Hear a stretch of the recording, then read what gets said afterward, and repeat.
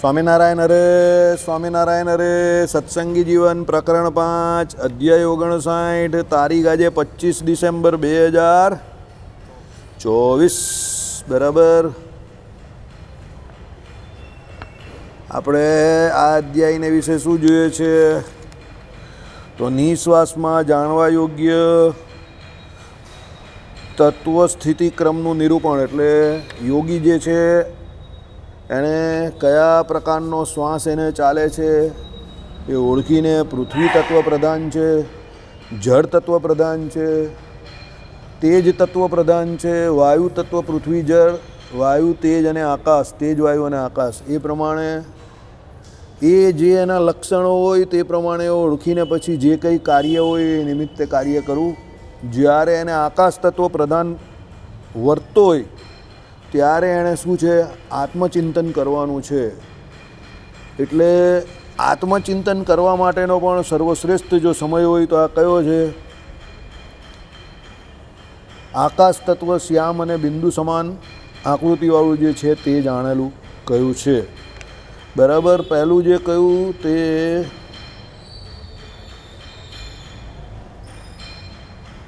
પૃથ્વી તત્વવાળું કહ્યું. એમાં આપણે જે આપણા સામાન્ય કામ જે છે તે એટલે શ્વાસ જે છે તે કેવો છે? મધ્ય ગતિવાળો.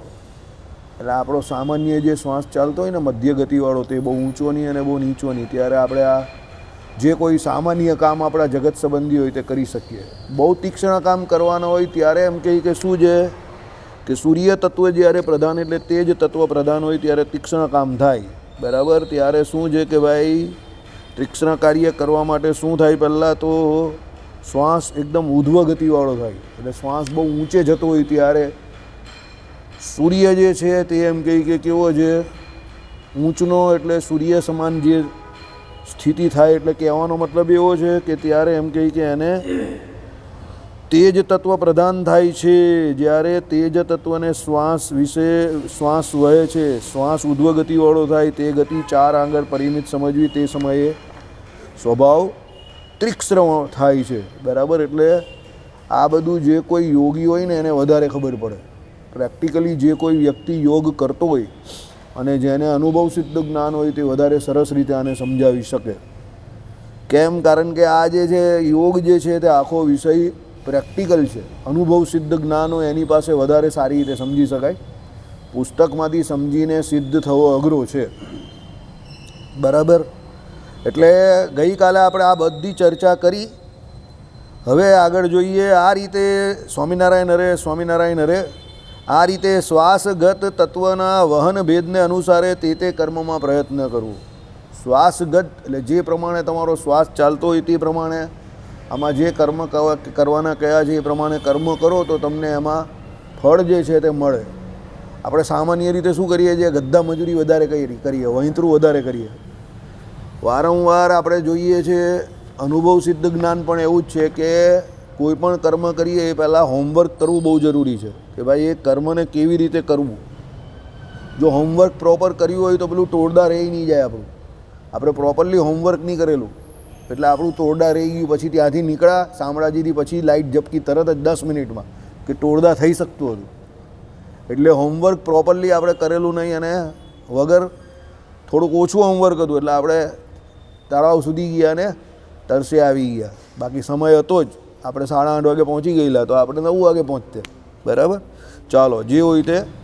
એટલે કોઈ પણ કાર્ય કરતાં પહેલાં એ કાર્ય કેવી રીતે કરવું છે સમજો. એ કાર્ય પાર પડે એના માટેના જે કોઈ સાધન હોય, ઉપકરણ હોય, એની વ્યવસ્થા પહેલેથી કરી નાખવી પડે. તો શું થાય કે એ કાર્ય તમારું બહુ સરળતાથી પૂરું થઈ જાય. કાર્યનો ભાર ન લાગે. અને સૌથી વધારે માનસિક જે સ્ટ્રેસ કહેવાય ને, ત્રાસ, એ તો એનાથી તો બચો, પણ સૌથી વધારે તમારા સમયની બચત થાય. રેલવેની ટિકિટ જેવું છે. પૂનમ આવે પહેલાં જ મહિનાથી પહેલાં જ ટિકિટ લઈ લે તો ટેન્શન નહીં. નહીં તો પછી વેઇટિંગ આવે ને એ જ જોયા કરવાનું. એટલે તમારી જે મજા હોય દેવ દર્શન કરવાની કે પૂનમમાં જવાની, એ બધી મજા કેવી? પેલી ટ્રેનની મુસાફરીની ટિકિટ બગાડી નાખે. એના કરતાં પહેલેથી બુકિંગ કરાવી નાખેલું એટલે એ ચિંતા નહીં. સમજી ગયા? એટલા માટે હોમવર્ક કરવું બહુ જરૂરી છે. એટલે આ કહ્યું છે કે કયા પ્રકારના શ્વાસનું વહન થાય છે એ જોઈને એ કાર્યને વિશે પ્રેરાવવું. બરાબર. જેમાં પૃથ્વી તત્વના વહન સમયે અને આકાશ તત્વના વહન સમયે કરાતો પ્રાણાયામ શ્રેષ્ઠ માન્યો છે. આપણે તમને કહ્યું ને કેમ આકાશ તત્વમાં શું આવે છે તે આપણે જોયું, આત્મચિંતનમાં તે શ્રેષ્ઠ છે. અને પૃથ્વી તત્વમાં કેમ કહ્યું કે એ શ્રેષ્ઠ છે? કારણ કે એમાં મધ્યમ વાયુ વહેતો હોય છે, મધ્યમ ગતિનો, એટલે એમાં કાર્ય જે કરો એમાં સફળતા તરત મળે. બરાબર? એટલે એ જ્યારે શ્વાસ તમારો મધ્યમ ચાલતો હોય તો પછી આકાશ તત્વમાં કહ્યું એ પ્રમાણે શ્વાસની ગતિ ચોમેર થાય. બરાબર? એટલે શું છે, એકદમ સરસ શ્વાસ ચાલતો હોય, એમ હરતો ફરતો બધી રીતે ખુલ્લો શ્વાસ કહીએ ને આપણે, તો ત્યારે પ્રાણાયામ કરવો વધારે સારો છે. કેમ? તરત તમને ફળ મળે. જળ તત્વના વહન સમયે અને તેજ તત્વના વહન સમયે સદાતો પ્રાણાયામ મધ્યમ માન્યો છે. પ્રાણાયામનો અર્થ પહેલાં એ સમજો. પ્રાણને અંદર રોકવાનો છે, તે રોકવાનો જે સમય જે છે તે આ કયો છે કે તમારામાં કયા તત્વની અભિવૃદ્ધિ છે. કારણ કે આપણું શરીર 5 તત્વનું બનેલું છે, પૃથ્વી, જળ, તેજ, વાયુ અને આકાશ.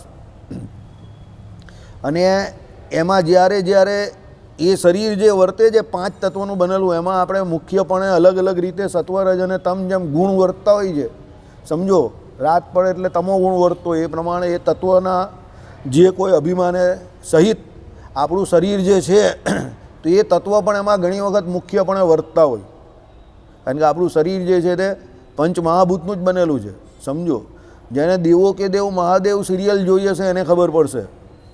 એમાં એકની લગભગ 5 કે 7 એપિસોડ સુધી બતાવે છે.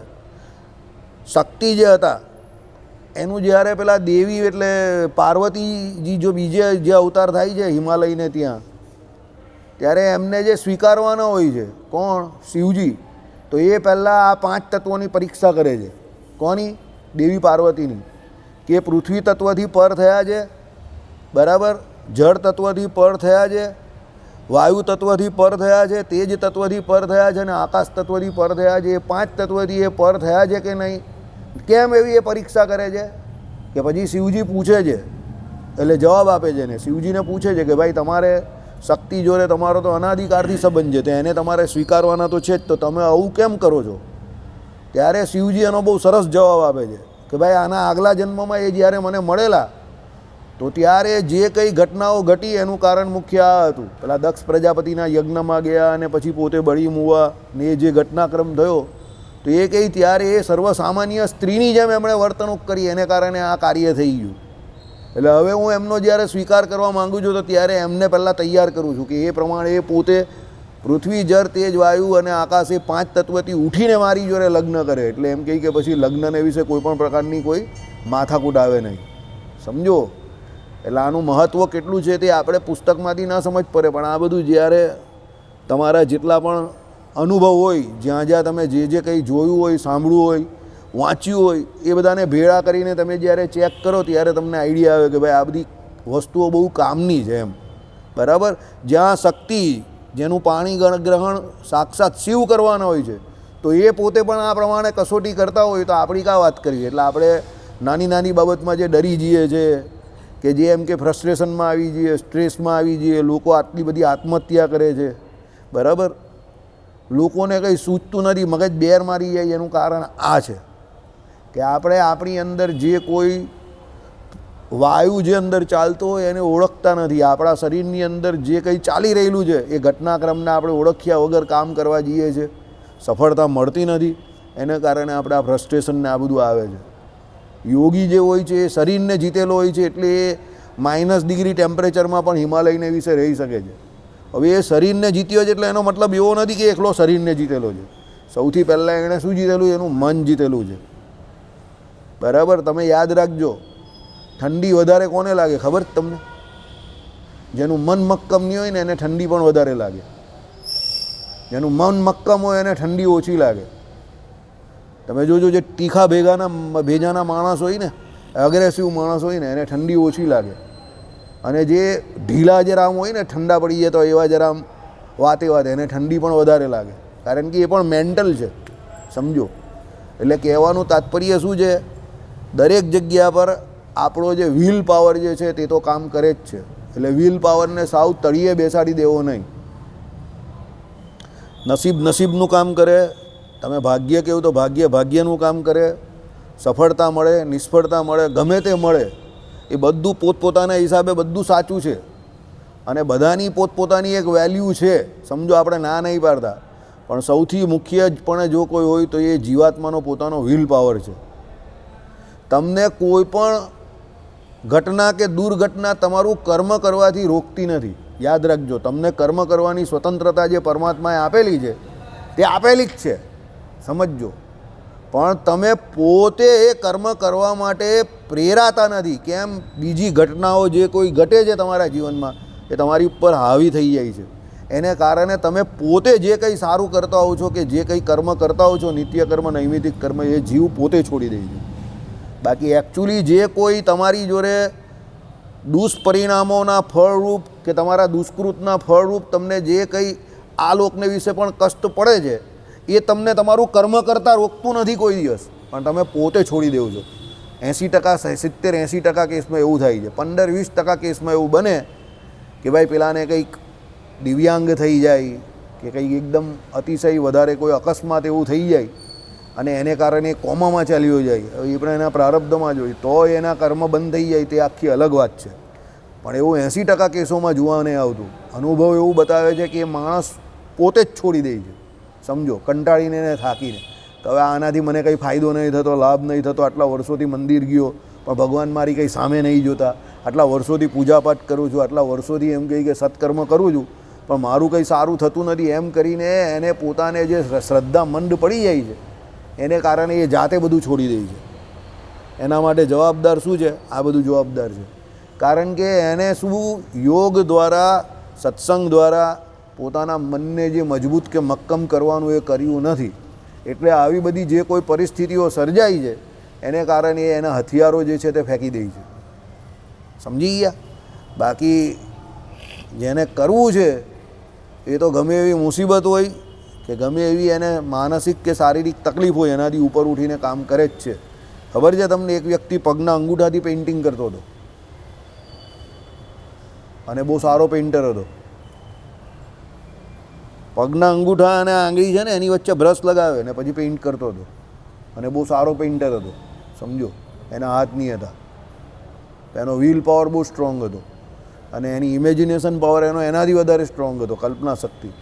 તો એ બ્રશ પગથી ઝાલીને એણે એના માટે એક એવી સૂવાની જગ્યા બનાવેલી ને આ બાજુ પેલું કેનવાસ બનાવે, આ બાજુ એના પગની, ને એ બાજુથી એ સૂતો ડ્રોઈંગ કરતો હતો અને બહુ આબેહૂબ ચિત્ર બનાવતો હતો.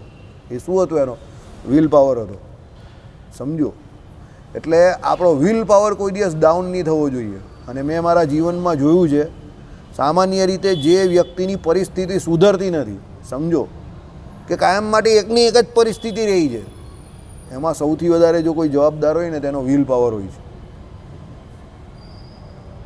ભાગ્ય તો હોય જ છે, ના નહીં પાડતો, પણ ભાગ્ય પણ કોઈનું કદાચ ખરાબ હોય, બધી વાત સાચી, પણ પેલો જો પ્રયત્ન કરતો રહી ને તો કંઈક ને કંઈક એને મળે ખરું, સમજો. કારણ કે છેલ્લે તો બધું એના કર્મ પર જ છે ને. કોઈ સાધુ સંતનો આશીર્વાદ મળી જાય, બરાબર, સેવા કરવાથી ભગવાનનો રાજીપો મળી જાય, તો એવા ઘણા બધા કાર્યો જે છે તે એના ભાગ્યને હટાવીને કે એના ભાગ્યને સાઈડ પર રાખીને પોતે કરી શકે છે, પણ એ કરતો નથી. એને કારણે પછી શું છે? હેરાન થાય છે, દુઃખી થાય છે. એટલે વિલ પાવર મેઇન છે, સમજો. વિલ પાવરને કોઈ દિવસ મૂકવાનો નહીં.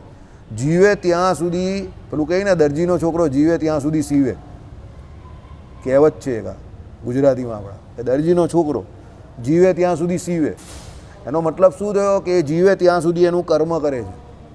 એમ આપણે આપણા કર્મથી ચૂકવાનું નથી, ફળની ચિંતા નહીં કરવાની, સમજો. જે વ્યક્તિઓ પહેલાંના ક્ષત્રિયો, ખબર હોય એ લોકોને કે અમારે યુદ્ધના મેદાનમાં જ મળવાનું છે, યુદ્ધ કરતાં મરવાનું જ છે, નક્કી છે, કાં મારવાનો છે કાં મરવાનું છે. પણ એમાં ડેફિનેટ વસ્તુ શું હોય? મૃત્યુ જ ડેફિનેટ વસ્તુ છે, સામેવાળાની કાં પોતાની. તો પણ એ લોકો લડવાનું મૂકતા હતા, સમજો. કેમ? એ લોકોનું મુખ્ય કર્મ જ એ હતું, ડિફેન્સ. બીજાનું રક્ષણ કરવા માટે એ લોકોએ લડવાનું, એ કામ જ એનું હતું. આજે જે લોકો સૈનિકમાં ભરતી થાય છે તે લોકો શું મોતને હાથમાં લઈને જ ચાલે છે ને, પણ એ લોકો, એ મુઠ્ઠીભર લોકો ત્યાં બોર્ડર ઉપર બેઠેલા છે, એને કારણે તમે શાંતિથી તમારું અહીંયા કામ કરી શકો છો ને. તે શું છે કે એ એમને એ ત્યાં જવા પર એને કંઈ એવું કંઈ આપણે કંઈ એક્સ્ટ્રાઓર્ડિનરી કંઈ પગાર કે એવું કંઈ એક્સ્ટ્રાઓર્ડિનરી મળતું નથી. કદાચ એના કરતાં અહીંયાના આપણા વેપારીઓ વધારે બહુ કમાતા હશે, ફિલ્મ સ્ટાર કમાતા હશે કે જેમાં કંઈ દમ નથી. સમજો, એ જે ખાલી નાચવા ગાવાનું કામ કરે છે, તો એ શું છે કે એને કારણે એ લોકો ત્યાં ભરતી થયા છે. એનો વિલ પાવર છે કે મારે મારા માતૃભૂમિની રક્ષા કરવાની છે. સૈનિક ગમે તે પરિસ્થિતિમાં, યુદ્ધમાં ગમે ત્યારે ગમે ત્યાં મરે. સૈનિકનું કોઈ દિવસ અકલ્યાણ નહીં થતું. સૈનિક સ્વર્ગમાં જ જાય બધા. માતૃભૂમિ માટે જે કોઈ સૈનિક પોતાના પ્રાણની આહુતિ આપે એ બધા સ્વર્ગમાં જાય. આપણા શાસ્ત્રો આવું કહે છે, બરાબર. એટલે એ આ લોક અને પરલોક સંબંધી બેવું કામ કરે છે. પેલા કુરુક્ષેત્રના મેદાનમાં ભગવાન શ્રી કૃષ્ણએ ન કહ્યું હતું કે જગ્યાનું સિલેક્શન એવું કરવાનું કે જે જીતે એ તો આ લોકમાં રાજ કરે જ, પણ જે મરે એ પણ સ્વર્ગમાં જાય અને આનાથી મોટું સુખ ભોગવે. એટલે કુરુક્ષેત્રની જગ્યા પર ત્યાં એમણે યુદ્ધ રાખેલું કે આ જગ્યા બહુ પુણ્ય પવિત્ર જગ્યા છે, કે આ જગ્યા પર જેના પ્રાણની આહુતિ થશે આ યુદ્ધરૂપી યજ્ઞને વિશે, તે બધા સ્વર્ગલોકનું સુખ પામશે. હવે એ કેટલું ભારે કર્મ હતું. 18 એકસણી સેના હતી તો પણ યુદ્ધ થયું ને, અને કેટલા લોકો ત્યારે મરી ગયા, પણ યુદ્ધ તો થયું જ ને. કેમ? કાળનું પરિવર્તન પણ હતું, યુગનું પરિવર્તન કરવાનું હતું, એટલે યુદ્ધ આવશ્યક હતું, ભગવાનની ઈચ્છા હતી. તો આવું ભારે કર્મ હતું તો પણ થયું તો ખરું જ ને. સમજો, એટલે કહેવાનું તાત્પર્ય શું છે? મેઇન વસ્તુ આપણો વિલ પાવર છે. અહીંયા એ જ બતાવે છે કે ભાઈ જ્યારે આ મોટા માણસ હોય તો મોટા માણસ કેવી રીતે બનેલા હોય. આપણે તો એને મોટા જોયા હોય, એના જીવનમાં ઝાંકેલું નહીં હોય, આપણે ખબર ન હોય. એટલે એ લોકો આપણા જેવા સર્વસામાન્ય જ હોય છે. એ લોકોને કંઈ એક્સ્ટ્રાઓર્ડિનરી મગજ કે એક્સ્ટ્રાઓર્ડિનરી કંઈ બીજું હોતું નથી. પણ એ લોકોમાં સૌથી મોટો પ્લસ પોઈન્ટ એ હોય કે એ લોકોમાં ધૈર્ય બહુ હોય, ધીરજ બહુ જબરી હોય. બીજી વસ્તુ શું હોય? એ લોકો હાર જે હોય ને, હારને એ લોકો પચાવતા જાણતા હોય કે કયા સમયે ચૂપ રહેવું, કયા સમયે શાંત રહેવું, એ એને આવડતું હોય. એટલે એ એની હારને છુપાવતા હોય ને, કે છુપાવી શકતા હોય, સારો શબ્દ આ છે. એટલે એ લોકો જ્યારે જીતે ત્યારે રાજ કરતા હોય ત્યારે આપણે એવું થાય કે આ તો બહુ નસીબદાર છે. પણ એના હારના દિવસો કે એની સ્ટ્રગલના દિવસો આપણે ખબર નહીં હોય. એટલે એ મોટો બનેલો છે. સમજો, એનામાં મોટા બનવાના લક્ષણ આવ્યા ક્યાંથી? તો જ્યારે એ નાનો માણસ હતો ને ત્યારે એ બચી ગયો ને, બસ એ જ એનું લક્ષણ કે એ નાના માણસ તરીકે બચી ગયો એટલે એ મોટો માણસ થયો. બાકી જે નાના માણસ તરીકે જ મરી ગયો તો પછી એ મોટો માણસ બનવાનો કેવી રીતે? અને જે ડાયરેક્ટ મોટો બનવા જાય તે બની પણ નહીં શકતો. જોઈ લો ઉદાહરણ. સમજો, જેને ડાયરેક્ટ મોટા માણસ બનવું છે બની શકે છે? 20 વર્ષથી ફાંફા મારે છે, બની શકે છે? ન બને, ગેરંટેડ ન બને. કારણ કે એ ડાયરેક્ટ ચડવા જાય છે. ને આ બધા અહીંયાથી મહેનત કરીને ગયેલા જ ઉપર સુધી. સમજો, એટલે આ હેરાર્કી છે, નકશો છે આખો. અને આ શું છે? નિયતિ જે બને છે ને તે પણ આપણા કર્મોને કારણે બને છે. એટલે જીવનને આ પ્રમાણે જીવવાનું છે. અને આ લોક અને પરલોકને વિશે સુખિયા થવા માટે આ મનુષ્ય જન્મ આ બધા કામ કરવા માટે છે.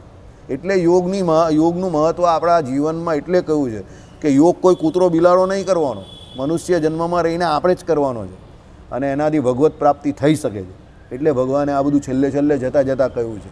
બરાબર. સંપ્રદાયે એને બહુ ગંભીરતાથી લીધું નથી.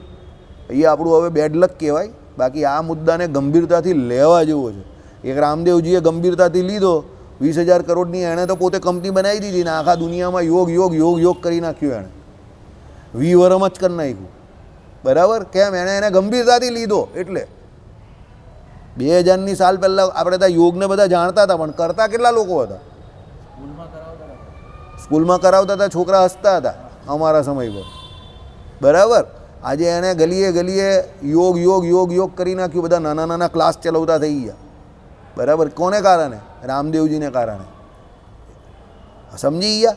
લામાં આવું છે. એટલે આ બધું અહીંયા ભગવાને એટલે લખેલું છે કે જે કંઈ તમને દેખાય છે આ આંખથી, કે જે કંઈ તમે સાંભળો છો આ કાનથી, કે જે કંઈ તમે જ્ઞાન શક્તિમાં તમારા જે કંઈ આ દુનિયામાં ઘટનાઓ ઘટી રહેલી છે એ બધી ઘટનાઓ તમારા માટે કેવી હોય? કદાચ ફેવરેબલ હોય કે અનફેવરેબલ હોય, પણ તમે એને સ્વીકૃતિ આપો, એના માટે યોગ છે. સ્વીકૃતિ આપી એટલે સમજ્યા તમે? એને તમે સ્વીકારી લો કે ના આ અનફેવરેબલ છે, હું નહીં કરી શકતો, કે આ ઘટના બરાબર નથી. પણ તમે એ ઘટનાના પ્રભાવમાં નહીં આવો અને તમે તમારા કર્મથી ચકિત થઈ નહીં જાઓ કે છકિત નહીં થઈ જાઓ કે કર્મ છોડી ન દેવું તમારું. ભાઈ થયું, ઘટના બહુ ખરાબ છે, 2 મિનિટ તમે જરા વિષાદમાં આવી પણ જાઓ, પણ પછી તમારે નહીં, એ ઘટના એની રીતે છે, મારે મારું કામ કરવાનું છે. તો એ યોગી જે છે તે આ પ્રમાણે પોતે કામ કરી શકે છે. યોગી આદિત્યનાથ આટલા ટફ ડિસિઝન કેમ લઈ શકે છે? એ હઠયોગ કરે છે એટલે. સમજો, મોદી સાહેબ આટલા ટફ ડિસિઝન કેમ લઈ શકે છે? એ સવારે ઉઠીને યોગ કરે છે. આ બધા યોગી એવો નથી કે શારીરિક રીતે બહુ મજબૂત હોય છે. લોકોને એવું જ છે કે યોગ કરવાથી માણસ શારીરિક રીતે મજબૂત થઈ જાય. ના, માનસિક રીતે બહુ મજબૂત થાય છે. એ લોકોના મગજ બહુ મજબૂત હોય છે, બરાબર. એ લોકોમાં આળસ નથી આવતી. આપણા ઉપર આપણું શરીર ઘણી વખત હાવી થઈ જાય છે. તમે જોજો, આપણો જે થાક લાગે છે ને, તે મેજોરિટી ઓફ ધ ટાઈમ્સ માનસિક હોય છે. આપણે એવું વિચારીએ કે હવે કામ નહીં કરવું, એટલે પછી આપણે શું બહાના બનાવીએ કે હવે મને આજે બહુ થાક લાગેલો છે, આજે તો બહુ કામ કરી નાખ્યું. બાકી એકચ્યુઅલી એવું હોતું નથી. 90% સમયમાં એવું હોય કે આપણે કામ કરવા માંગતા નહીં હોઈએ અને આપણું શરીર પછી એને અનુરૂપ ચાલતું હોય. સાચી વાત ને? 10% સમયમાં જ એવું હોય કે આપણે હકીકતમાં થાકેલા હોય ને પછી આપણાથી થાય એવું ન હોય. એનું કારણ શું છે? આપણે યોગી નથી, આપણે ભોગી છે. એટલે એ બધા 17, 18, 20 કલાક કામ કરી શકતા હોય ને, તો એટલે કરી શકતા હોય કે એ લોકો માનસિક રીતે નહીં થાકતા. સમજો,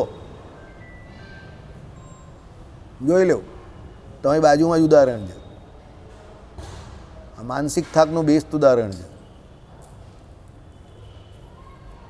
સમજી ગયા? આ માનસિક થાક છે, કાયમ માટેનો છે. એનીવેર, એની પ્લેસ, એની ટાઈમ.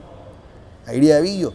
શારીરિક થાક નથી હોતો, માનસિક થાક વધારે હોય છે. એનું કારણ આ છે કે આપણે આ શીખ્યા નથી. આનો પ્રચાર પ્રસાર હકીકતમાં કરવા જેવો છે, જીવનમાં ઉતરવા જેવું છે. આલોકને પરલોકને વિશે આપણે મહાસુખ્યા કરે એવો છે આ યોગ, બરાબર.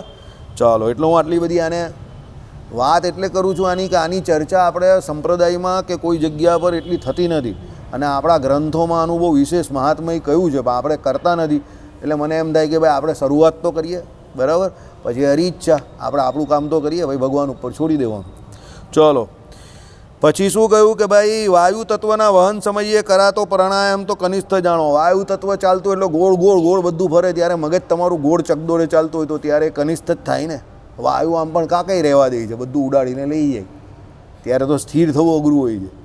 એટલે તમે વાયુથી બચી જાઓ, એવું વાવાઝોડું ચાલતું હોય તો તમે શું ત્યારે કંઈ કામ કરવાનું વિચારો? હા, સબ કુછ તો ઉડ ગયા, બરાબર, બચ્યા ક્યાં, બરાબર. એટલે એવું છે, બધું જ ઉડી જતું હોય તો બચે શું? ફોગ બી નહીં બચે. એ તો એડવર્ટાઇઝરો ભલે બતાવે, બરાબર. એ માણસ જ ઉડી જાય તો ફોગ ક્યાં રહેવાનું? સમજી ગયા? ચાલો, ઈડા નાડીમાં જળ તત્વ વહેતું હોય ત્યારે જ જળ પીવે. ઈડા નાડી કઈ કહેવાય બોલો? હા, ખબર છે? ઈડા કઈ ને પિંગળા કઈ ને સુષુમણા કઈ? ભૂલી ગયા ને?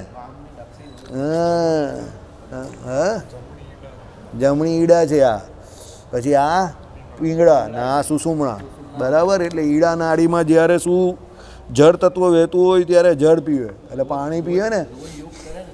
હા, એટલે મેં તમને કહું ને, મોર ઓફ પ્રેક્ટિકલ છે આ બધું. એટલે શું છે કે ઈડા નાડીમાં જ્યારે જળ તત્વ વહેતું હોય, જળ તત્વ વહેતું હોય એના નિશાન પેલા જે આપણે આગળ કયા એ પ્રમાણે, એ આમાં જેટલા પણ આમાં આવે એવા તમને જ્યારે એમ કહે કે શું ઘાટ એટલે એવી રીતે વર્તતું હોય. કયું છે જળ તત્વનું? સાંભળો. શ્વેતવર્ધર જળ તત્વને ત્યારે શ્વાસ અધોગતિવાળો અને 16 આંગળ પર્યંત થાય. એટલે શ્વાસ જ્યારે અધોગતિવાળો થાય ત્યારે સમજવાનું કે આપણે ઈડા નાડી ચાલે છે. આ કેશુ સ્વામી આવી રીતે શીખવાડતા હતા કે શ્વાસ જ્યારે અંદર ચાલતો હોય ત્યારે સમજવાનું કે ઈડા નાડી ચાલે છે. તો ત્યારે શું છે? જળ તત્વ પ્રધાન છે. પિંગળામાં તેજ તત્વ વહેતું હોય ત્યારે, જો આ પિંગળા છે એમાં તેજ તત્વ વહેતું હોય ત્યારે જ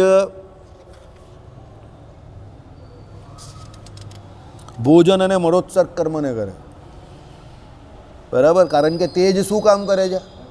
પચાવવાનું કામ કરે. એટલે ભોજનને મળોત્સર્ગમાં પણ તેજની જરૂર છે, તો જ બધું બહાર આવે ને, જે કંઈ કાઢવાનું જ તે. અને ભોજન જે છે તે કરે ત્યારે પણ એ જ કામનું છે, કારણ કે એને પચાવવાનું છે, તો તેજની જરૂર છે ને. કારણ કે તમે જે કોઈ ખાટા ખારા કઠણ પદાર્થોને ચાવીને ખાઓ તેને પચાવવા માટે જરૂર શું છે? જઠરાગ્નિમાં રહેલો તેજ. સમજો, તો એ તેજ તત્વ ક્યારે પ્રધાન હોય? જ્યારે પિંગળા નાડી તમારી હોય એને વિશે તેજ તત્વ પ્રધાન વર્તતો હોય ત્યારે ભોજન કરવાનું છે. જો આ યોગીઓ બીમાર કેમ નહીં પડતા એની નિશાની આ બતાવે છે કે એ લોકો એ પ્રમાણે એ સમયે એ કામ કરતા હોય છે. એ લોકોને ખબર હોય આ બધી કે કયા સમયે કઈ નાડી ચાલે આખા દિવસમાં. એ સમયે એ લોકો અનુક્રમ પ્રમાણે એ પ્રમાણે વર્તે. એટલે શરીર જે છે તે ધીરે ધીરે એ લોકોના કયામાં આવી જાય. એટલે મન જે છે તે એકદમ મજબૂત થઈ જાય, એને ખબર પડે. સમજો, બોલર છે ને બોલિંગ કરે ને અને બેટ્સમેન જે બેટિંગ કરે ને, બંને એક કલ્પના શક્તિથી રમતા હોય. જ્યારે તમે ઇન્ટરનેશનલ ક્રિકેટ રમો ને તો દડો પેલાના હાથમાંથી રિલીઝ થાય ને પછી તમે વિચારવા જાઓ ને કે ભાઈ આવે પછી હું કંઈ કરીશ તો ટાઈમ નહીં મળે એટલો. કારણ કે 145-150 કિલોમીટર પર આવરની સ્પીડમાં બોલ આવતો હોય, એ કેટલો સ્પીડમાં આવે. એટલે બેટ્સમેન છે ને પેલો બોલર બોલ રિલીઝ કરે ને જેવું, એટલે એને રીડ કરી નાખે કે આ શોર્ટ બોલ આવવાનો છે. એટલે એ બેકફૂટ ચાલ્યો જાય, તરત જ એક પગ પાછળ લઈ અને વજન એનું પાછળ કરીને કાં હુક કાં પુલ મારે, કાં પછી બોલ અહીંયા આવે તો આમ કરીને પ્લેસ કરી દે, ને સીધો આવે તો આમ પુશ કરી દે. સમજો. અને એને એવું લાગે કે આ વધારે જોર મારે છે તો એને થાય કે બોલ અપીસ આવશે, એટલે એ ફ્રન્ટ ફૂટ પર જશે. કારણ કે એને ટપ્પો પડે પછી સમય નહીં મળવાનો. આઈડિયા આવી ગયો તમને? એ પેલો વિરાટ કોહલીનો 6 હતો, પેલો જે સેન્ચુરી શું કહેવાય કે 6 ઓફ ધ સેન્ચુરી પાકિસ્તાન સામે જે 2022ના વર્લ્ડ કપમાં મારેલો એણે, જે પેલા રોફને 140-45ની સ્પીડ પર બોલ હતો અને આમ ફટ દઈને પડ્યો ને એને આમ જ માર્યો અને સીધો સામે સ્ટ્રેટ 6 લાગ્યો. તે શું હતું? એનું ઇમેજિનેશન હતું. એ પછી બોલેલો કે મુझे लगा था कि ये सीधा तो नहीं डालेगा, मुझे लगा था कि ये गुड लेंथ पे डालेगा या शॉर्ट आएगा, इसलिए मैंने तय कर दिया था कि कहीं पर भी आए उठा के मारना है बस. જેવો ટપ્પો પડ્યો એટલે એને ખબર પડી ગઈ શોર્ટ બોલ જ આવવાનો છે. એટલે એ જગ્યા બનાવીને આમ કરીને પ્લેસ જ કર્યો પેલાના દડાના ફોર્સથી, એટલે સીધો પેલાના માથાના ઉપરથી સ્ક્રીન ઉપર જ એની ઉપર સ્ટ્રોક ગયો. એના પછીના દડે બી એ વિચારેલું કે હવે શું કરશે, એટલે એને એ પણ થયું ના હજુ પણ એ સીધો જ નાખશે. એ પણ નાખ્યો તો લેગ સાઈડ પર નાખ્યો તો એને આમ જ કરીને ફ્લિક માર્યો, સીધો સ્ક્વેર લેગની ઉપરથી 6 ચાલ્યો ગયો. બંને ખાલી પ્લેસમેન્ટ જ હતા, પણ એનું ઇમેજિનેશન હતું કે એણે બોલરને રીડ કરી નાખ્યો. એ ટપ્પો પરવાની રાહ જોઈને પછી વિચાર કરતો તો બેમાંથી એક પણ 6 ના લાગતે. યોગી આ કામ કરે છે. એને ખબર હોય છે કે આ ટાઈમ પર મને નિદ્રા આવે એવું છે, આ ટાઈમ મારો જમવાનો છે, આ ટાઈમ કેમ એને ખબર હોય કે આ ટાઈમ પર પીંગળા નાડી બરાબર ચાલે છે, એટલે મારે એ સમય પર જમવાનું છે. આ ટાઈમ પર ઈડા બરાબર ચાલે છે, એટલે મારે આ કામ કરવાનું છે. ઈડામાં શું કહ્યું એને? પહેલાં જળ તત્વ પ્રધાન હોય છે ત્યારે પાણી પીવાનું કહ્યું. પીંગળામાં શું? ભોજન અને મરોત્સર્ગ કરવાનું. ને એ લોકોને એ ન વર્તતું હોય ને તો એ સમયે એને એ પણ આવડતું હોય કે કેવી રીતે એ વર્તાવવું. એ કેશુ સ્વામી કહેતા હતા એ જ ખરો યોગી છે. કે દાખલા તરીકેનો ભોજનનો સમય થાય અને પીંગળા બરાબર નથી ચાલતી તો એ પીંગળામાં કેવી રીતે વાયુ બરાબર આવે તો એના માટે એના જે આસન હોય તે એ કરતો હોય, એટલે એના દ્વારા પછી પીંગળા નાડી શરૂ થઈ જાય. સમજો. એ જ એના ગુરુ એને બધું શીખવાડે. નોર્મલી તો જે થતું હોય એ થાય જ, પણ ઈડામાંથી પીંગળામાં કેવી રીતે જવું, પીંગળામાંથી ઈડામાં કેવી રીતે જવું, અને જ્યારે ધ્યાન કરે ત્યારે સુષુમ્નાને વિશે કેવી રીતે વર્તવું, તે બધું એને એના ગુરુ શીખવાડે. એટલે કહ્યું કે યોગ પુસ્તકમાંથી શીખી શકાય એવી વસ્તુ નથી. એટલે પુસ્તકમાં જોઈને કોઈ દિવસ પ્રયત્ન કરવો નહીં તો ઉલટા નહીં ખુલતા ઊંધો પડી જાય. એ કોઈ પ્રખર ગુરુ પાસે જવું પડે. હા, નહીં તો બધી નાડીની જગ્યા પર નાળો ચાલુ થઈ જાય અંદર. બરાબર? ચાલો હવે સાંભળો. જ્યારે સુષુમ્ના નાડી વહેતી હોય ત્યારે ભગવાનનું ધ્યાન અને પ્રાણાયામ કરે. આવી ગયું ને? આ સુષુમ્ના વચ્ચેથી જે જતી હોય એ ચાલે ત્યારે શું છે? ધ્યાન અને પ્રાણાયામ કરે. કેશુ સ્વામી આ કહેતા હતા કે એ સુષુમ્નાને વિશે વધારે સમય વર્તતી નથી ને એટલે આપણું ભગવાનમાં ચિત્ત કે ધ્યાન લાગતું નથી. હવે પેલા યોગ જે ગુરુ પાસે શીખ્યા હોય એ ગુરુ તમને શીખવાડે કે એ સુષુમ્નામાં કેવી રીતે વાયુ આવે, એ નાડી કેવી રીતે ચાલે એમ. સમજ્યા? એટલે સુષુમ્નાને ચાલુ કેવી રીતે કરવાની એ પેલો યોગી શીખવાડે. એ બેસાડે આસન પરને શીખવાડે અને પછી એને કહે કે હવે ધ્યાન કર, એટલે પછી પેલો મૂર્તિનું ધ્યાન કરે એટલે એને સીધી મૂર્તિ દેખાય. અને એ સુષુમ્ના નાડી જેનો બ્રહ્મરંધ્રનો માર્ગ સીધો જે છે તે અક્ષરધામ સુધીનો ખોલે. આઈડિયા આવી ગયો કે ના આવ્યો? અને ત્યાંથી પછી સીધો અક્ષરધામમાં લઈ જાય. ભગવાનનો ભક્ત હોવો જરૂરી છે, ઉપાસના હોવી જરૂરી છે, યોગી હોવો જરૂરી છે, તો જ એ સ્વતંત્ર થકો આ પ્રમાણે પોતાનો જીવ જે છે એનો ત્યાગ કરી શકે. બાકી બીજા કોઈથી એ કામ થાય નહીં. આ શ્રીજી મહારાજના વચનામૃતના વાક્ય છે કે એવી રીતે સ્વતંત્રપણે જે દેહ ત્યાગ કરવો એ તો ભગવત ભક્ત જે યોગી હોય એ જે કામ કરી શકે, બીજાનું એ કામ નહીં મળે. સમજી ગયા? એટલે એ હાલતો ચાલતો દેહ મૂકે એમ કે ચાલો હવે સમય થઈ ગયો છે મારો, એટલે શાંતિથી પેલા છાણા બાણા હોય ને એ લીપે બધું બરાબર કરે, એની ઉપર પછી શાંતિથી બેસી જાય અને પછી ધ્યાન કરે ને સુષુમ્ના નાડી દ્વારા સીધો જીવ જે છે એને ઉપર લઈ જાય, બ્રહ્મરંધ્રનો સીધો દરવાજો ખુલે અને સીધો ભગવાનના ધામમાં શરીર અહીંયા પડી જાય શાંતિથી. સ્વતંત્ર થકો દેહ મૂકે, શ્રીજી મહારાજે કહ્યું છે સ્વતંત્ર થકો. એટલે એને ખબર છે કે એ દેહ મૂકે છે ને ચાલ્યો રાજા. સમજી ગયા? આ સત્તા ભગવાને ફક્ત કોને આપી છે? ભગવાનના ભક્તને જ આપી છે. બીજા કોઈને આ પ્રમાણે સ્વતંત્ર થકા દેહ મૂકવાની સત્તા ભગવાને આપી નથી. બીજાને તો જમણા લેવા આવે, આ પછી આપણા જેવો કોઈ સામાન્ય હોય તો ભગવાન સામાન્ય તો નહીં હોય પણ યોગ ન શીખ્યો હોય તો પછી 2-4 જન્મે નિર્વાસનિક થાય પછી ભગવાન એ પ્રમાણે લઈ જાય કે ગમે તે કરે. પણ હવે તો સ્વતંત્ર થકો જે દેહ મૂકવો હોય તો યોગીનું કામ છે, ભગવત ભક્તનું કામ છે. માયા મૂકી દીધી હોય એનું કામ છે આ. બરાબર? ચાલો. બીજું, સ્થિર કર્મ કે ચર કર્મ કિંચિત પણ ન કરે. જ્યારે સુષુમ્ના નાડી ચાલતી હોય ત્યારે સ્થિર કર્મ નહીં કરવાનું, સમજો. અને બીજું શું કહ્યું? ચર કર્મ પણ ન કરે. ચર કર્મ એટલે આમ તેમના જે ફરતા કામ કરતા હોય ને, આપણે રસ્તામાંથી જતા હોય તો મમ્મી કહે ને કે કાં જાય છે, તો આપણે કહીએ બહાર જઈએ, તો આટલી વસ્તુ લેતા હોય છે, તે ચર કર્મ કહેવાય.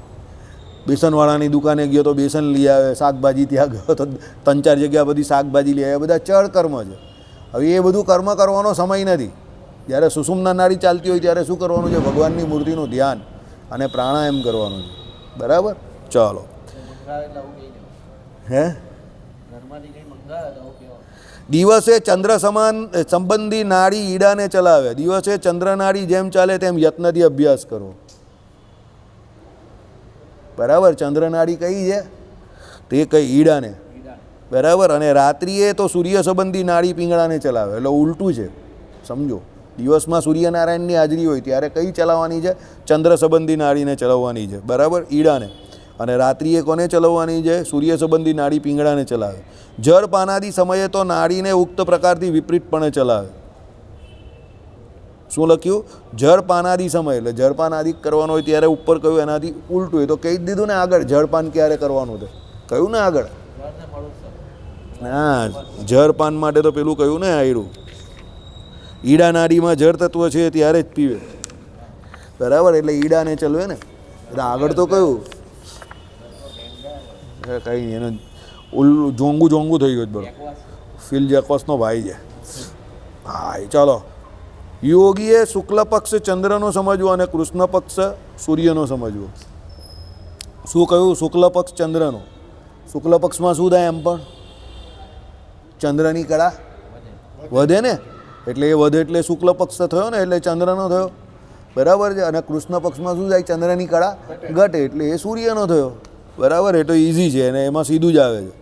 એ રીતે શુક્લ કૃષ્ણનો ચાંદ્રત્વ સૌરત્વ ભેદ સમજવો. એટલે સૌરત્વ એટલે સૂર્ય અને ચાંદ્રત્વ એટલે ચંદ્ર એમ. બરાબર? તથા બુધવાર, શુક્રવાર, સોમવાર અને ગુરુવાર ચંદ્રના જાણવા, બીજા રવિવાર, શનિવાર, મંગળવાર સૂર્યના જાણવા. બરાબર? જો રવિવાર તો સૂર્યનો હોય જ, એનું કારણ છે રવિનું નામ જ સૂર્ય. પછી શનિવાર પણ સૂર્યનો અને મંગળવાર પણ સૂર્યના. કેવી રીતે એ તમને સમજાવું. સૂર્ય જે છે ને એ તેજ ગ્રહ છે, સમજજો.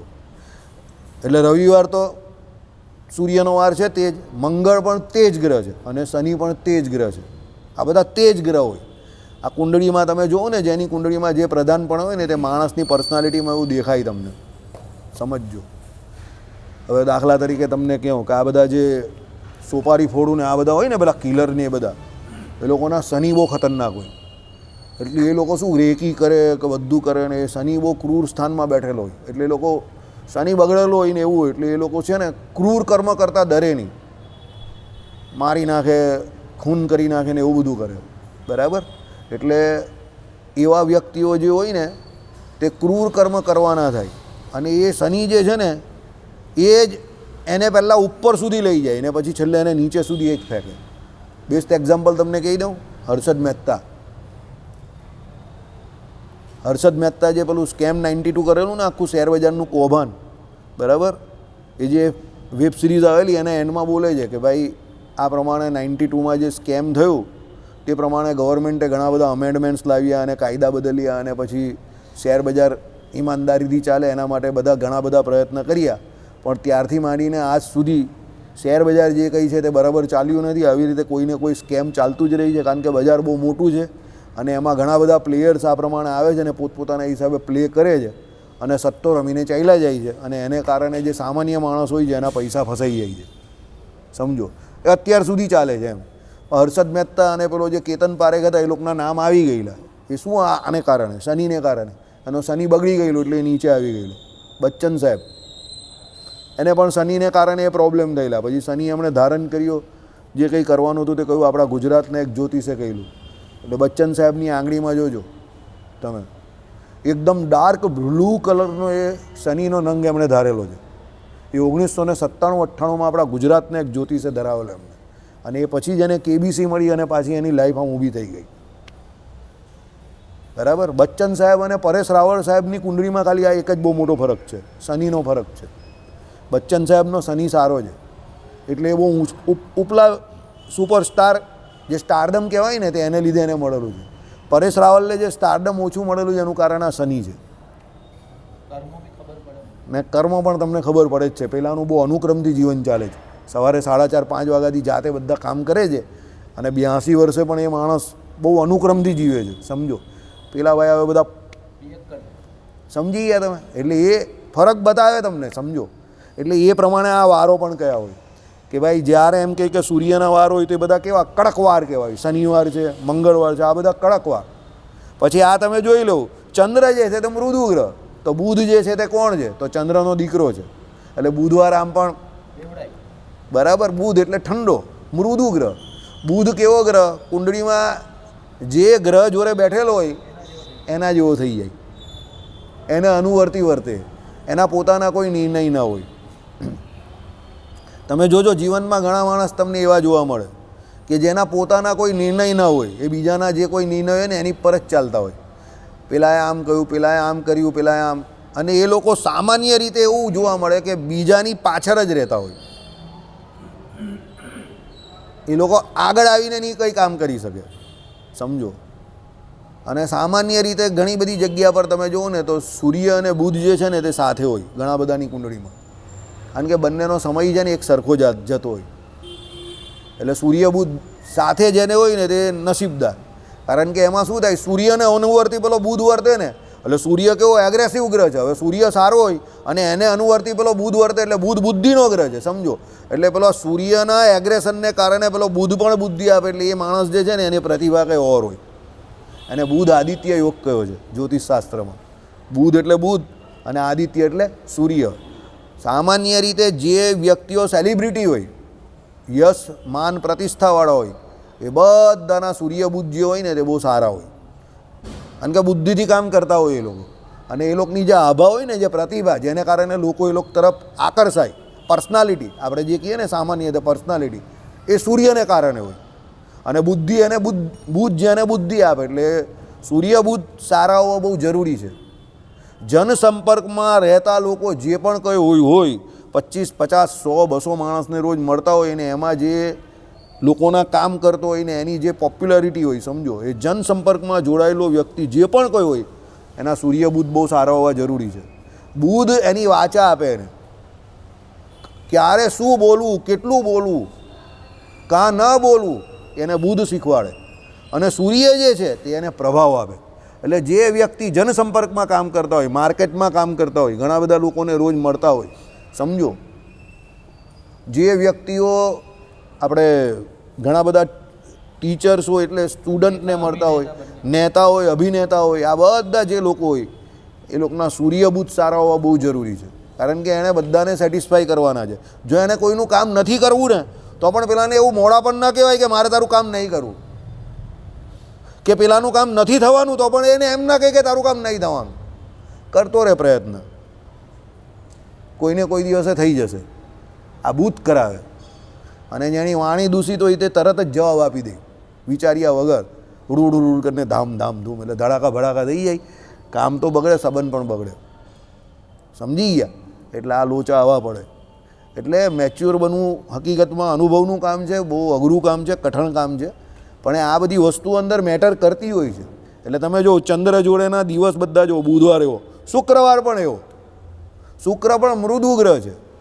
શુક્રની પણ આ નિશાની છે કે જેની કુંડળીમાં શુક્ર સારો હોય એને પત્નીનું સુખ સારું મળે, સંતાનનું સુખ સારું મળે.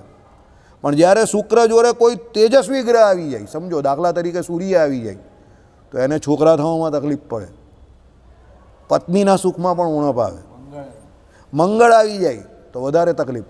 અને જો શુક્ર જોડે ન કરે નારાયણ પાપ ગ્રહ આવી ગયો, રાહુ કે આ તે ભોગી વિલાસી થઈ જાય, સટ્ટો બજારમાં રમતો બી થઈ જાય. એ બુધ જોડે રાહુ હોય તો એવું થાય, પણ શુક્ર જોડે થાય તો આ બધું વ્યભિચાર કરતો થઈ જાય.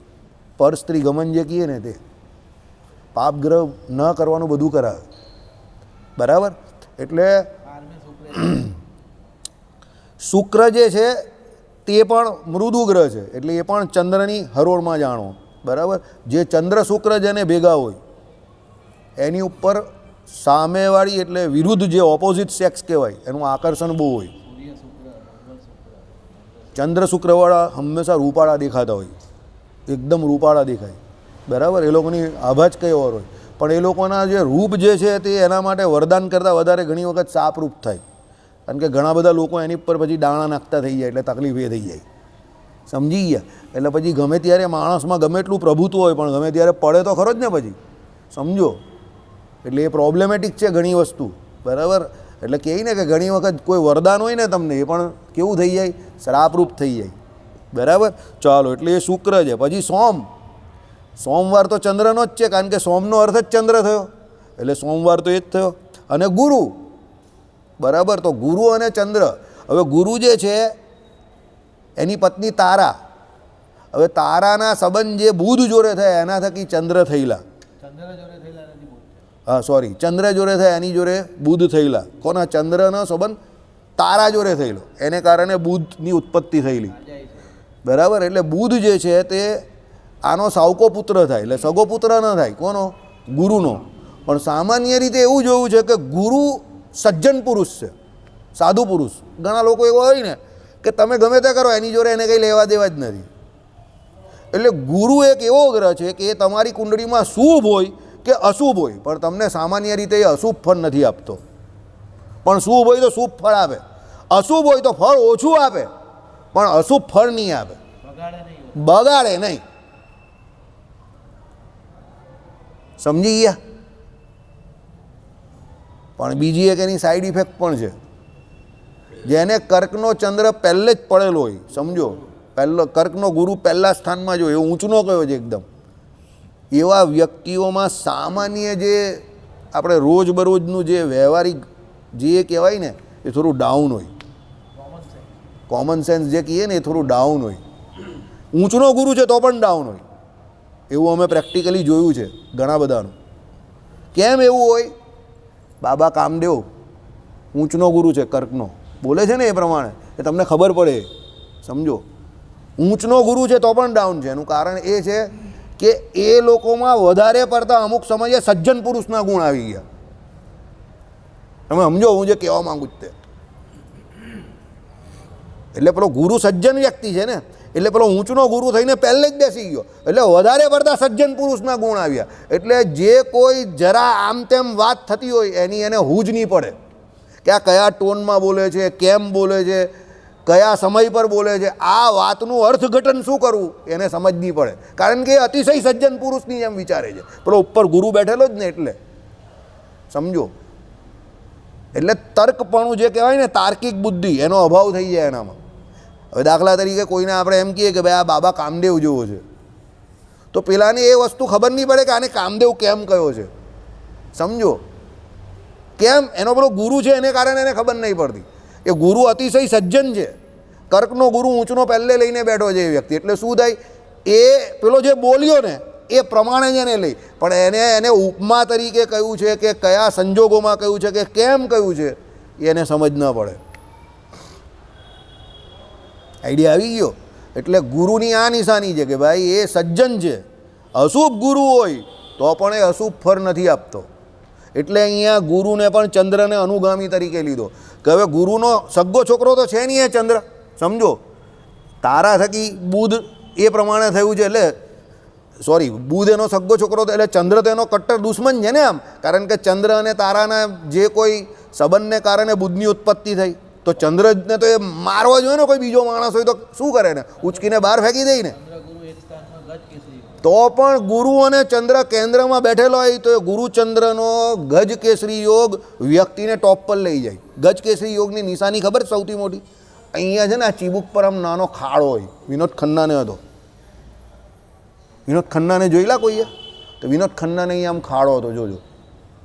એવા વ્યક્તિની પર્સનાલિટી જ કયો હોય. વિનોદ ખન્નાને ચાલતા જોયો છો કોઈએ? બચ્ચન સાહેબ કરતાં ખતરનાક પર્સનાલિટી. એ ભાઈ બહાર નીકળ્યો હોય ને તો બચ્ચન સાહેબને બી સાઈડ પર મૂકી દે, એવી ચાલ દાલ, આમ આમ કરીને જે ચાલે ને, જબરી ચાલ. એ ગજ કેસરી યોગની નિશાની છે. ગજ કેસરી યોગનો અર્થ શું થયો? ગજ એટલે હાથી અને કેસરી એટલે સિંહ, બંને જંગલના રાજા છે. એટલે પુરુષોમાં ગજ જેવો ઉત્તમ, પુરુષોમાં કેસરી જેવો ઉત્તમ. હવે તમે સમજો, ગુરુ એના શત્રુ જોડે આ પ્રમાણે યુતિ બનાવવાથી આટલું ઉચ્ચ ફળ આપે છે. પણ શરત શું છે? બંને ઊંચના હોવા જોઈએ. ચંદ્ર પણ નીચનો ના જોઈએ અને ગુરુ પણ નીચનો ના જોઈએ. બંને ઊંચના હોવા જોઈએ. બંને પાપ ગ્રહોથી પ્રભાવિત હોવા જોઈએ નહીં. જો બંને ઊંચના હોય અને બંને હોય તો એ વ્યક્તિ ગુરુની ને ચંદ્રની એ દશામાં જે રોકેટ ગતિએ ઉપર જાય ને, આમ અહીંયાથી ધ્રુમ જઈને ઉપર ચાલ્યો જાય. 2004થી 2020 ગુરુની દશા, 2004થી 2020 ગુરુની દશા. જીવનમાં જે કોઈ સારા કામ થયા તે આમાં થઈ ગયા તમારે. ધનનો ગુરુ છે તમને, ધનનો ગુરુ. ધનનો ગુરુ સ્વરાશિસ્થ ગુરુ છે. એટલે એની દશામાં તમારી ગાડી બંગલા બધું મસ્ત થઈ ગયું. પેલો સામેવાળો રૂપિયા ખાઈ જાય તો બી કંઈ આપીને જાય. આ ગુરુનું કામ છે. તમે ભૂલ કરી હોય ને તો પણ એ તમારી ભૂલની સામે સારું ફળ આપીને જાય. સ્વરાશિસ્થ ગુરુ, સમજો. કેમ? એનો સ્વભાવ એવો છે કે મારે કોઈનું બગાડવું નથી. એટલે સજ્જન પુરુષ આ કામ કરે છે, સમજો.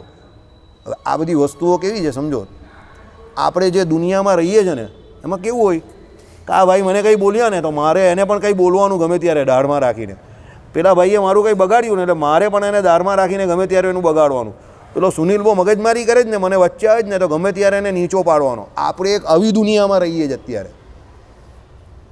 આઈડિયા આવી ગયો હું તમને જે કહું જ તે. એટલે આપણે જે આ પ્રમાણેની દુનિયા છે એનાથી વધારે પડતા અપરિચિત થઈ ગયા. એને કારણે આપણે આવી રીતે બિહેવ, એટલે આપણે વર્તન આપણી એવી એટલે થઈ ગઈ. બાકી એકચ્યુઅલી એવું નથી. આજે પણ દુનિયામાં સજ્જન પુરુષ કે સાધુ પુરુષ હોય, જો કુંડળીમાં આ પ્રમાણેના યોગ થતા હોય ને એવી ઘટના ઘટતી હોય તો દુનિયામાં ન ઘટે, ઘટતી જ હોય. પણ એવા લોકોના ટકા બહુ ઓછા થઈ ગયા. કેમ?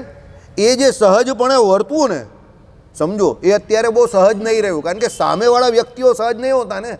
સામેવાળા વ્યક્તિ એને પોતપોતાના દેશકાળ અને પોતે જેવા છે એ પ્રમાણે લે છે ને, એટલે સામેવાળાને એ સમજ નહીં પડતી. આ ગુરુ અને ચંદ્રવાળી મેં તમને વાત કરી એ પ્રમાણે કે જે ચંદ્ર એ ગુરુના યજમાન બંને આવેલા, સમજો, અને એના ઘરવાળા તારા જોડે એને સંબંધ બાંધ્યો અને એના થકી બુધની ઉત્પત્તિ થઈ અને ગુરુએ બંનેને એમ કહ્યું કે ભાઈ તમે જાઓ ભાઈ, માથાકૂટ નહીં જોઈએ કોઈ. તો પણ જ્યારે પણ કુંડળીને વિશે ગુરુ અને ચંદ્ર બંને ઊંચના બેઠા હોય તો ગજ કેસરી યોગ થાય છે. અને સૂર્ય અને શનિ બંને સગા બાપ દીકરા છે, તો પણ બંને એકબીજાને જોઈ તો ઢીચાઉં ઢીચાઉં ઢીચાઉં ઢીચાઉં, સગા બાપ દીકરા છે તો પણ. સમજ્યા? એટલે કહેવાનો મતલબ શું છે? જીવનો જે ઓરિજિનલ સ્વભાવ જે હોય જ ને, આ જીવનો સ્વભાવ છે, સમજો, એ જતો નથી. ગુરુ સાત્વિક છે વ્યક્તિ તરીકે, એટલે એ એના કટ્ટર દુશ્મનનું પણ બગાડતો નથી, સમજો. અને સૂર્ય અને શનિ, સૂર્ય એગ્રેસિવ છે અને શનિ એકદમ ક્રૂર છે. તો એ બંને બાપ દીકરા હોવા છતાં પણ એકબીજા જોડે ગમે ત્યારે નજર પડે એટલે ધનાધનીને ફટાફટી જ કરે છે. એટલે એ જીવની અંદરની પ્રોપર્ટી છે. એટલે ભગવાને જે કહ્યું ને કે ભાઈ સત્કર્મ શુભ એવા જે કોઈ દેશ કાળાદી 8 જે શુભ સેવવા, એટલા માટે ગયા છે. એ 8 તમે શુભ સેવો ને તો આ ગુરુની જેમ તમે પણ ધીરે ધીરે સજ્જનતાના અનુક્રમમાં આવો. ભાઈ તમને દુનિયાની માથાકૂટ ગમે જ નહીં. તમને એમ થાય પેલા અરે જવા દે નહીં ભાઈ, મારે શું લેવા દેવા, સમજો. એ તમારો અભિગમ એવો થતો જાય દિવસે દિવસે. તમારો શત્રુ હોય ને એ પણ તમારું એક વખત બગાડી જાય ને પછી તમે એમાંથી નીકળી જાઓ ને તમને સામે પડે તો તમે જય સ્વામિનારાયણ બહુ ઇઝીલી કહી દેવાય ને, તમને એમાં બહુ ભાર નહીં પહોંચે. તમને એમ થાય લોકો મૂર્ખા સમજે તમને કે આ ગાંડો મૂર્ખ છે, પેલો તો યાર એનું આટલું બગાડે છે, ગામમાં એનું સારું બોલતો નથી, આ એને સામેથી જય સ્વામિનારાયણ કરવા જાય છે. અરે એ મૂર્ખ નથી, એ ચક્કરમાંથી બહાર નીકળવા માંગે છે. સમજો, એ ગુરુવાળી લાઈનમાં જવા માંગે છે, એ મૂર્ખ નથી. એ સજ્જનતાના ગુણ એનામાં કેળવવા માંગે છે કે જ્યાં સુધી હું આ પ્રમાણે નિર્મળ ન થઈશ ત્યાં સુધી હું આ દુનિયામાંથી બહાર ન નીકળી શકીશ. એટલે એને ખબર તો બધી પડે છે, અનિલભાઈ અમારા કહીને એ પ્રમાણે તું મને બનાવતો નહીં હતો, હું બની રહેલો હતો. એને ખબર તો હોય જ કે મારું કોઈ સારું નહીં બોલતું, કે મને આમ કહે છે, કે મારી પીઠ પાછળ આ કામ કરે છે, મારા જ લોકોને ભડકાવે છે. તેને ખબર નહીં હોય, એને બધી ખબર હોય, પણ એ બિહેવ એવું કરે કે એને કંઈ ખબર જ નથી. કોનું કામ છે? આ ગુરુનું કામ છે. સમજો, એટલે આમાં એ પ્રમાણે આ કહ્યું છે કે જ્યારે એ પ્રમાણે જે વાર હોય એ વાર પ્રમાણે એ ચંદ્ર અને સૂર્ય એ બંનેના વાર પ્રમાણે એની ગતિ જે છે તે પણ આ પ્રમાણે થાય છે. એ શાસ્ત્રોક્ત બાબત છે આ, અને અમે જોઈ છે અમારા જીવનમાં, ઘણા બધા લોકોને એ પ્રમાણે જોયા છે. બરાબર, મેં તમને કાલે એક ઉદાહરણ તો આપ્યું પેલા બેનનું, કે LLM હોવા છતાં પણ બિચારી સૂર્ય એનો વીક છે એટલે એ કામ એનું થતું નથી. અને આવા બીજા એવા અમે જોયા છે હાવ ગરબડદાસ માણસ હોય, પણ એકાદ બે જગ્યા પર એકાદ બે ગ્રહ એવા જોરદાર પડેલા હોય ને એના, એની ગાડી ચાલ્યા જ કરે, રોકેટ ગતિ એ ગાડી ચાલે. સમજો, એટલે દુનિયામાં આપણે જેટલું દેખાય છે, જેટલું આપણે સંભળાય છે, જે આપણે નથી જાણ્યું એમાં ઘણું બધું સાચું હોઈ શકે છે અને હોય જ છે, પણ એ આપણા અનુભવમાં નથી આવ્યું એટલે આપણે માનતા નથી. કારણ કે આપણા અનુભવમાં એટલે આપણા પરિચયમાં જેટલી દુનિયા છે ને આપણે એટલી જ દુનિયા સાચી માનીએ. અને સામાન્ય રીતે એવું બને છે કે આપણે જેવા છે ને બસ સામેવાળાની એવા જ સમજીએ છીએ, એનાથી વિશેષ આપણે ન સમજી શકીએ. એટલે પહેલાં આપણે ટુ ગુડ થવાની જરૂર છે, તો સામેવાળાની ગુડનેસ સમજ પડશે. પણ દુનિયાની કથણી અત્યારે એવી છે, દુનિયા એટલી બગડી રહેલી છે કે આપણે એવું શીખવાડવામાં આવે છે કે લોકો કેટલા બગડે છે એ તું શીખ, તો તું જીવી શકશે. એટલે આપણે અચ્છાઈ શીખવી નથી. તમે પેલું સેન્ટન્સ કેટલું સારું લાગ્યા, જિંદગી જીવવા માટે છે, જીતવા માટે નથી. પણ એવું આપણે હકીકતમાં કરવા જઈએ છે? નહીં કરવા જતા. કેમ? આપણે જીતવું જ છે, નહીં તો આપણે એવો ભય છે કોઈ બીજો મને હરાવી દેશે. પણ હકીકતમાં તો હાર ને જીત અહીંયા જ રહી જાય છે. હકીકતમાં તો જીવવા માટે જ છે જિંદગી, જીતવા માટે કે હારવા માટે થોડી છે. આ એવી વાત છે. આ બધું તમને તમારો ગુરુ શીખવાડે. બરાબર, એટલે જ્યોતિષશાસ્ત્રમાં એવો નિયમ છે કે જેનો ગુરુ સારો એની કુંડળીના બધા દોષનો નાશ થઈ જાય. સમજો, એટલે શુદ્ધ સત્વ વ્યક્તિત્વ હોવું બહુ જરૂરી છે. એનાથી આ બધું ચાલે છે. આ યોગ પણ આપણે એટલા માટે શીખીએ છીએ, આમાં શીખવાડે છે કે ભાઈ જે નથી વર્તતું, પ્રતિકૂળ છે, એને પણ યોગ દ્વારા તમે અનુકૂળ કરી શકો છો. પેલા સ્વામીની કથા હું તમને જે કહું ને એ પ્રમાણે કે તમારું કર્મ જે છે તે છેલ્લે તમારી સાથે છે. એટલે તમારે તમારું કર્મ જે છે એ ન છોડવું. એ ક્યારે થાય? જ્યારે આ યોગ શીખ્યો હોય ત્યારે. પરિણામ તો ગમે એવા દુષ્પરિણામ આવી શકે જ જીવનમાં. એટલે આ બધું લખેલું છે. સાંભળો, એક જ મિનિટ. શુક્લ પ્રતિપદાને આરંભીને અમાવસ્યા પર્યંત 3 દિવસો, પ્રતિપદા, દ્વિતીયા, તૃતીયા એમ 3 દિનો, ચતુર્થી, પંચમી, ષષ્ઠી એમ 3 દિનો. આવા ક્રમથી જ 3 દિનો અનુક્રમે ચંદ્રના અને પછી સૂર્યના સમજવા. કાલે આપણે સમજશું કે કેવી રીતે છે, પણ આમાં આ બધી ચર્ચાઓ આપેલી છે ઈડા અને પિંગળા, નારીની અને સૂર્ય અને ચંદ્રની. એ પ્રમાણે જીવન જીવીએ તો મસ્ત થઈ જાય. આમાં થોડોક સમય આપણે આપશું, કારણ કે આ જીવનમાં કામનું છે. શ્રીપતિમ શ્રીધરમ સર્વદેવેશ્વરમ ભક્તિ ધર્માત્મજમ વાસુદેવ